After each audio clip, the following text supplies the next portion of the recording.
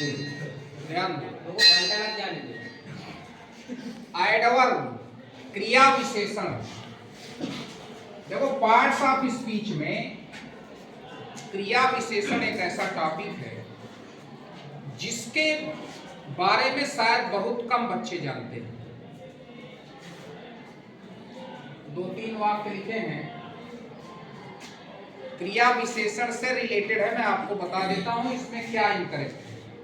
Syntax के हैं। जैसे पहला वाक्य लिखा है, he worked in last night. तो पहला नियम ये कहता है कि अगर वाक्य के अंत में morning, evening, day, night, today, yesterday, tomorrow, इन सभी शब्दों से समय का बोध होता है और इन समय सूचक शब्दों के पहले अगर यहां दिस, लास्ट, नेक्स्ट, ऑल ये शब्द आते हैं तो फिर इनके पहले किसी भी प्रीपोजिशन को नहीं आना चाहिए। यहाँ इन दिया है इसलिए इसको क्या किया गया है, ओमिट किया गया, हटाया गया, और इन हटा देंगे ये वाक्य करेक्ट हो जाएगा। दूसरे वाक्य में सिंपल सा रूल है, इल्स के बाद हमेशा, याद रखिए आप लोग, इल्स के बाद दैन नहीं आएगा, दैन गलत है। इल्स के बाद हमेशा आता है बट।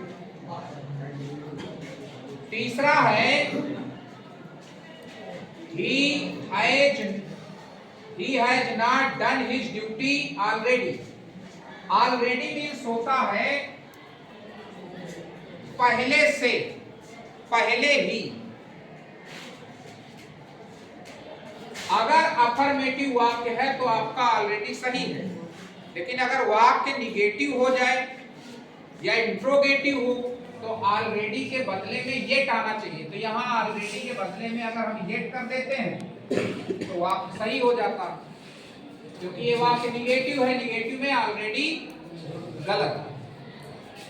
इसमें देखो ध्यान दो, ये महत्वपूर्ण नियम है।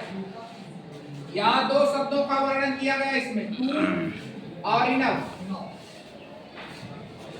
इनफ का प्रयोग हमेशा एडजेक्टिव के बाद, Sita is enough rich, rich, poor, old, new, ये सब क्या है, एडजेक्टिव है।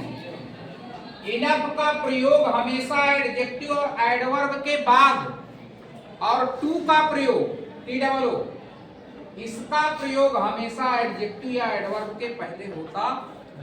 तो यहाँ क्या है करेक्शन, इनफ को उठा के हम कहां ले जाएंगे, रिच के बाद। आगे समझ में? तो इसका होगा Sita is rich enough two by a car. इस तरह से इसको कर देंगे। कोई दिक्कत हो बताओ? आगे सब कुछ समझ में?